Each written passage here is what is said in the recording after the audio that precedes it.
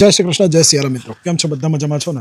આજે બધાના મનમાં જેટલા બી ઇન્ડિયન્સ યુકેમાં રહે છે એ બધાના મનમાં એક સવાલ ચોક્કસથી થાય છે. ચાહે પછી એ સ્ટુડન્ટ હોય, સ્કિલ વર્ક વિઝા પર આવ્યા હોય યા તો ડિપેન્ડન્ટ હોય. બધાના મનમાં એક સવાલ અત્યારે ચોક્કસથી ઊભો થઈ રહ્યો છે કે ભાઈ અમે યુકે આવ્યા છીએ. સ્ટુડન્ટ વિઝા પર આવ્યા છે, સ્કિલ વર્ક વિઝા પર આવ્યા છે યા ડિપેન્ડન્ટ તરીકે આવ્યા છે.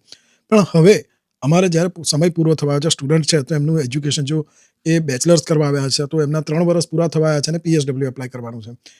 સ્કિલ વર્ક વિઝા પર આવ્યા છે એમના 5 વર્ષ પૂરા થવા આવ્યા છે અને એમને હવે આઈએલઆર એપ્લાય કરવાનું છે, જે એ જ રીતે સેમ ડિપેન્ડન્ટ.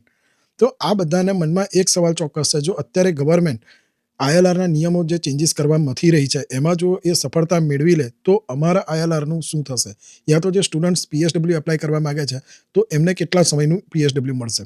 આ બધી જ વાતો આપણે આ વિડીયોમાં કરવાના છે, તો વિડીયોને અંત સુધી ચોક્કસથી જોજો. જો અધૂરી ઇન્ફોર્મેશન તમે ગેધર કરશો તો ક્યાંક ને ક્યાંક પોતાની જ માટે હાનિકારક રહેશે. આ વિડીયોમાં કંઈક એવી ઇન્ફોર્મેશન આપવાનો છું જે સમય જતાં તમને સૌને ઉપયોગી થવાની છે. તો વિડીયોના અંતમાં ચોક્કસથી જોજો, બધું જ સમજાઈ જશે.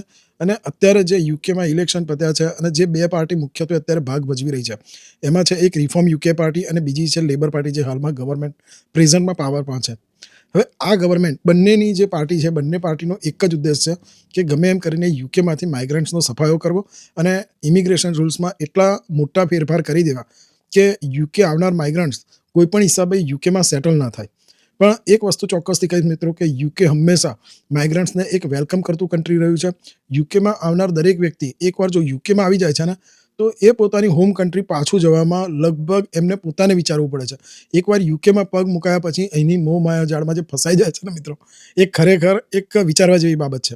એકવાર જો તમે ઇન્ડિયાથી યુકે આવી ગયા ને તો તમને અહીંયાથી ઇન્ડિયા પાછું જવામાં, જેટલું તમે ઇન્ડિયાથી યુકે આવવા માટે વિચારતા હતા ને, જે મહેનત કરતા હતા કે ગમે એમ કરીને યુકે જતા રહીએ, તો એ જ વસ્તુ તમારે પાછું ઇન્ડિયા જવા માટે કરવું પડશે. હું એ માટે નથી કહેતો કે તમે પરમેનન્ટ ઇન્ડિયા માટે જવા માંગો છો, પણ એ માટે પણ કહીશ કે જો વર્ષમાં તમારે એક વખત પણ ઇન્ડિયા જવું હશે ને તો પણ તમારે 1000 વખત વિચાર કરવો પડશે કે ઇન્ડિયા કેવી રીતે જઈએ અને કેટલા ટાઈમ માટે જઈએ. આ બધી જ વાતો ખૂબ જ મહત્વની છે મિત્રો, જે લોકો યુકેમાં સેટલ થવા માંગે છે. હવે ઘણાના મનમાં એવો સવાલ છે કે જો ગવર્મેન્ટ પીએચડબલ્યુના નિયમોમાં ચેન્જીસ લાવી દે, આઈએલઆર રૂટમાં જે ચેન્જીસ લાવવાની છે વાત કરે છે અત્યારે કે આઈએલઆર રૂટ જે અત્યારે 5 વર્ષનો છે એને વધારીને 10 વર્ષનો કરી દે તો અમારા લોકો જેમણે 2-3 વર્ષ, 4 વર્ષ, 5 વર્ષ જેને પૂરા થવાયા છે એ લોકોનું શું થશે? એ લોકોને આઈએલઆર મળશે કે નહીં મળે? જે સ્ટુડન્ટ અહીંયા પીએચડબલ્યુ માટે સ્ટ્રગલ કરી રહ્યો છે, મતલબ કે જે એજ્યુકેશન પૂરું કરીને પીએચડબલ્યુ મેળવવાના છે, જેમને 24 મહિનાનું પીએચડબલ્યુ મળવાનું હતું એની બદલે 18 મહિનાનું થઈ ગયું છે. તો એ બધી બાબતો ઉપર તમને એક વાત જરૂર કહીશ કે અત્યારે કોઈ પણ ગવર્મેન્ટ હશે એ એકદમ સીધું ડિસિઝન નથી લઈ શકવાની. એમણે જે બી પ્રપોઝલો મૂક્યા છે અત્યાર સુધીમાં કે આઈએલઆરને આપણે 5 થી 10 વર્ષનું કરી દઈએ યા તો અલગ અલગ ક્રાઇટેરિયા પ્રમાણે 3 વર્ષથી લઈ અને 30 વર્ષ સુધીનું કરી દઈએ. 30 વર્ષ સુધી એ લોકો માટે છે જેમણે યુકેમાં રહીને કંઈક નાના મોટા ક્રાઇમ કર્યા છે યા તો કોઈ સોશિયલ વર્કમાં કોઈ પ્રકારની ભાગીદારી નથી આપી, યા તો એ જેમણે અસાયલમ અપ્લાય કર્યું છે, યા તો જે ઓવરસ્ટે કરી ચૂક્યા છે, એ લોકો માટે જે ટાઈમ પીરિયડ છે એ 20 થી લઈને 30 વર્ષ સુધીનો છે. હવે જે સ્ટુડન્ટ્સ અહીંયા આવે છે, પીએચડબલ્યુ પૂરું કરે છે, ત્યાર પછી 5 વર્ષ એમને વર્ક પરમિટ પૂરા થવાયા છે અને એમને આઈએલઆર એપ્લાય કરવાનું બાકી છે, યા તો જે સ્કિલ વર્ક વિઝા પર આવ્યા છે, જે કેર હોમ વર્ક વિઝા પર આવ્યા છે, એ બધા માટે જો હવે 5 વર્ષ પૂરા થવાના હોય અને આઈએલઆર એપ્લાય કરવાનું બાકી હોય તો એ લોકો માટે હું ચોક્કસથી કહીશ કે ગવર્મેન્ટ કંઈ પણ કરી લે પણ એ 5 થી લઈને 10 વર્ષ જે નિયમ છે એને રેટ્રોસ્પેક્ટલી તો કોઈ પણ હિસાબે લાગુ નહીં કરી શકે. રેટ્રોસ્પેક્ટલી મતલબ કે પણ જે યુકેની અંદર 2022 યા તો 2020 યા તો જે બી અત્યારે જ કોઈ પણ પોઝિશન પર ગમે એટલા વર્ષથી યુકેમાં છે અને એ લોકોને જો આઈએલઆર એપ્લાય કરવાનું બાકી છે અને જે નવા આવવાના છે યુકેમાં, તો એ બધાની ઉપર સેમ નિયમ લાગુ પડી જશે. એને રેટ્રોસ્પેક્ટલી લાગુ કરવો કહેવાય. હવે કોઈ પણ ગવર્મેન્ટ હોય તો એમને બધાની સાથે મળીને પાર્લામેન્ટમાં જેટલી બી ગવર્મેન્ટના અધિકારીઓ છે એમને લઈ અને પોતાની પાર્ટીના પણ જે અધિકારી છે એ બધાને લઈ બધાની સહમતિ મેળવ્યા પછી એ લોકો આ નિયમ લાગુ કરવા મથી શકે છે. પણ હાલની ગવર્મેન્ટ જે નિયમો લાગુ કરવા માગે છે, જે સબાના મહેમૂદ એના હોમ સેક્રેટરી છે, એમનું એવું કહેવું છે કે 5 થી 10 વર્ષનો જે નિયમ છે એ અમે લાગુ કરી દઈશું ઓટમ સુધીમાં.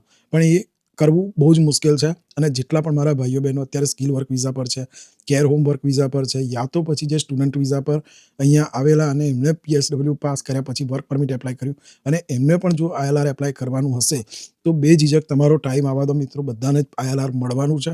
અને સાથે કહું છું મિત્રો કે અત્યારે કોઈ પણ હિસાબે ગવર્મેન્ટ કંઈ પણ કરવા જશે તો એની વિરુદ્ધમાં હ્યુમન રાઇટ્સવાળા પણ છે અને આપણું માઇગ્રન્ટ સમાજ પણ છે.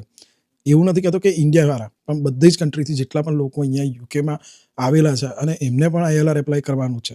તો કંઈક ને કંઈક દ્રષ્ટિએ ગવર્મેન્ટે અહીંયા જે લોકો ઓલરેડી આવી ચૂકેલા છે એમની માટે આ નિયમ લાગુ કરી શકશે નહીં એવું ગવર્મેન્ટનું માનવું છે. અને આ નિયમને આપણે કોર્ટમાં પણ પડકારેલો છે. જેટલા બી માઇગ્રન્ટ્સ અહીંયા છે એમાં એક અપીલ કરવામાં આવેલી હતી. એક ફાઇલ લોકોની પાસે પહોંચી જશે, કદાચ તમારી પાસે પણ જે યુકેમાં છે આ વિડીયો જોવે છે એમને ખબર હશે કે એમની પાસે પણ એક ફાઇલ પહોંચી હતી વોટ્સઅપ થ્રુ, અને એમાં એ લોકોએ સિગ્નેચર કરવાના હોય છે, વોટિંગ કરવાનું હોય છે, અને એમાં કંઈક 1 લાખ સહી હોય તો એ ડિસ્કસ પાર્લામેન્ટમાં એ લોકો કરશે. અને જ્યારે પણ આ ડિસિઝન લેવાનું હશે ત્યારે એ ફાઇલનો ઉપયોગ કરી એમાં ડિસિઝન બાબતે એ લોકો ચર્ચા કરશે. પણ મારા મત મુજબ અને અહીંયા જે હજારો ઇમિગ્રન્ટ્સ જે માઇગ્રન્ટ્સ અહીંયા આવેલા છે એ બધાના ફ્યુચર માટે થઈ અને જે ગવર્મેન્ટે જે પહેલાંની ગવર્મેન્ટ હતી એમણે જે પ્રોમિસ કરી હતી કે અમારા દેશમાં આવો અને અહીંયા તમે આવ્યા પછી અમારા દેશમાં કામ કરો અને 5 વર્ષ પછી અમે તમને ILR આપીશું જો તમે અમારા દેશમાં આવશો તો. આવી પ્રોમિસ સાથે જ્યારે લોકો બહારની કન્ટ્રીથી યુકેમાં આવે છે તો એમનામાં અહીંની ગવર્મેન્ટ અને આ દેશના વિશે કંઈકનો કંઈક એક વિશ્વાસ બંધાય છે. અને ગવર્મેન્ટ અને અહીંના જે લો એન્ડ ઓર્ડર છે એ આ પ્રોમિસને તોડવા નહીં માગે અને તોડી પણ નહીં શકે, કારણ કે આવનારા સમય માટે પણ યુકેને માઇગ્રન્ટ્સની ખૂબ જ જરૂર પડવાની છે મિત્રો. અહીંના જે મેઇન સેક્ટર છે, IT સેક્ટર છે, કેર હોમ સેક્ટર છે, પછી હેલ્થ એન્ડ કેર સેક્ટર છે, ત્યારે ડોર ટુ ડોર સર્વિસ આપીએ છીએ આપણે કેરર વિઝાવાળા, એ લોકો છે. પછી અહીંયા જે રિટેલ માર્કેટ છે, ટેક્સટાઇલ બિઝનેસ છે, ઇમ્પોર્ટ એક્સપોર્ટ જે બિઝનેસ છે, પેટ્રોલ ડીઝલના જે બિઝનેસ છે, કોઈ પણ હિસાબે કોઈ પણ જગ્યાએ જે અહીંયા ટ્રક ડ્રાઈવરો છે, ડ્રાઈવર નાના મોટા ડ્રાઈવર્સ મતલબ કે ડિલિવરી ડ્રાઈવર્સ જેવા પણ વ્યક્તિ લોકો માટે યુકેને માઇગ્રન્ટ્સની હંમેશા ને હંમેશા જરૂર પડવાની છે. એટલા માટે થઈને કહું છું મિત્રો કે જે ILR રૂટને લઈને આપણા સૌમાં ના મનમાં એક જે ડર બસેલો છે એ ડર આપણે કાઢી નાખવાનો છે. કોઈ પણ હિસાબે ગવર્મેન્ટ જે ILRનો નિયમ છે એને 5 થી 10 વર્ષનો તો નહીં જ કરી શકે. એ વસ્તુનો મને વિશ્વાસ છે અને ગવર્મેન્ટને પણ એ વસ્તુ માનવી જ પડશે. એવું નથી કહેતો કે મારા કહેવાથી, આ મારું એક મંતવ્ય છે મિત્રો. હું પણ કોઈ ઇમિગ્રેશન લોયર કે એવું કોઈ સજેસ્ટ નથી કરતો, પણ હાલના જે યુકેના સર્કમસ્ટાન્સીસ દેખાય છે, ગવર્મેન્ટ ઉપર જે દબાણ આવેલું છે, હાલની ગવર્મેન્ટ જે પ્રેઝન્ટ ગવર્મેન્ટ છે અને એ જે સવાના મહેમૂદ આ નિયમો અપ્લાય કરવા માગે છે એમાં પણ એમની જ કેબિનેટના મંત્રીઓમાં ઘણા બધા મંત્રીઓ એવા છે કે જે આ નિયમોની વિરુદ્ધમાં છે. તો આવનારા સમયમાં કોઈ પણ જાતની ચિંતા કર્યા વગર અત્યારે આપણે જે કરી રહ્યા છે એ જ વસ્તુ આપણે આગળ કરવાની છે. આપણો ટાઈમ પિરિયડ પૂરો થાય ત્યારે આપણે PSW પણ એપ્લાય કરવાનું છે અને આપણો ટાઈમ પિરિયડ પૂરો થશે ત્યારે આપણે ILR પણ એપ્લાય કરવાનું છે અને અહીંની નાગરિકતા પણ મેળવવાની છે મિત્રો. હવે નેક્સ્ટ વિડીયોમાં માટે એક વાત કહું મિત્રો, કે જે સ્ટુડન્ટ યુકેમાં સ્ટુડન્ટ વિઝા પર આવે છે અને એમના પોતાનો અભ્યાસ પૂરો કર્યા પછી PSW વિઝા એપ્લાય કરવાના થાય છે, ત્યારે એ સ્ટુડન્ટ શું પોતે PSW એપ્લાય વિઝા કરી શકે છે કે નહીં કરી શકે એની માટે માહિતી આપવાનો છું. એમને PSW વિઝા માટે કયા કયા ડોક્યુમેન્ટની જરૂર પડવાની છે, સાથે એમણે કયા ટાઈમ પિરિયડની અંદર એમણે PSW વિઝા એપ્લાય કરી દેવા જોઈએ, એ બધી જ માહિતી તમને નેક્સ્ટ વિડીયોમાં આપીશ. અને ત્યાર પછીના વિડીયોની પણ માહિતી તમને એક આપી દઉં કે જે લોકો student visa work permit visa પર છે, સ્કિલ ટાયર 2 વિઝા પર છે અહીંયા, એ બધાને જો 5 વર્ષ પૂરા થવાના હોય અને ILR એપ્લાય કરવાનું હોય તો એ લોકો ક્યારે એપ્લાય કરી શકે, કોણ એપ્લાય કરી શકે, એમની સાથે જો ડિપેન્ડન્ટ હોય તો એ ડિપેન્ડન્ટ કેવી રીતે ILR એપ્લાય કરી શકે, ચાહે બાળક એમની સાથે હોય કે માતા પિતા હોય, કોઈ પણ વ્યક્તિ હોય એમની સાથે જો જેટલા લોકોને ILR એપ્લાય કરવાનું હોય એ બધાની માટે નેક્સ્ટ વિડીયોમાં એક સંપૂર્ણ માહિતી હું લઈને આવવાનો છું. પહેલાં આપણે સ્ટુડન્ટ વિઝાવાળા માટે વાત કરીશું. સ્ટુડન્ટ વિઝા માટે એટલા માટે કે જેટલાનો સ્ટુડન્ટ વિઝા અત્યારે પૂરા થવાના છે અને PSW એપ્લાય કરવાનું છે એ લોકો માટે નેક્સ્ટ વિડીયોમાં વાત કરીશું. અને ત્યાર પછીના નેક્સ્ટ વિડીયોમાં આપણે PSW જે સ્કિલ વર્કર વિઝા પર અહીંયા આવેલા છે અને એમનો ટાઈમ પિરિયડ પૂરો થયા પછી એમણે ILR વિઝા એપ્લાય કરવા છે તો એ કેવી રીતની આખી પ્રોસેસ છે એ વિશે હું સંપૂર્ણ માહિતી આપીશ મિત્રો. હવે આજની ઇન્ફોર્મેશન તમને લોકોને કેવી લાગી એ વિડીયો કોમેન્ટમાં જરૂરથી કહેજો. અને ત્યાર પછી કોઈ ક્વેશ્ચન યા કન્સર્ન હોય તો તમે કોમેન્ટમાં જરૂરથી પૂછી શકો છો. સાથે અહીંયા મારું ઇન્સ્ટાગ્રામ ID દેખાય છે તો ત્યાં પણ તમે મને કોન્ટેક્ટ કરી અને મેસેજ કરી શકો છો. હું તમારો કોન્ટેક્ટ સામેથી કરી શકીશ. મિત્રો ઇન્ફોર્મેશન કેવી લાગી એ જરૂરથી જણાવજો. ચેનલને પહેલીવાર વિઝિટ કરતા હોય, વિડીયો પર પહેલીવાર આવ્યા હોય તો ચેનલને જરૂરથી સબસ્ક્રાઇબ કરી લેજો યુકેના આવા જ રિગાર્ડિંગ ઇન્ફોર્મેશન માટે. અને જો વિડીયો ગમી હોય તો વિડીયોને લાઇક જરૂરથી કરજો, ફ્રેન્ડ્સ ફેમિલી સાથે શેર પણ કરજો, સાથે બેલ નોટિફિકેશનને ઓલ પર જરૂરથી સેટ કરજો જેથી આવનારી ઇન્ફોર્મેશન તમને જલ્દીથી જલ્દી મળે અને તમે ઇન્ફોર્મેશન મિસ ના કરો મિત્રો. મળીએ નવા વિડીયોમાં નવી ઇન્ફોર્મેશન સાથે. ત્યાં સુધી સૌને જય શ્રી કૃષ્ણ, જય સિયારામ.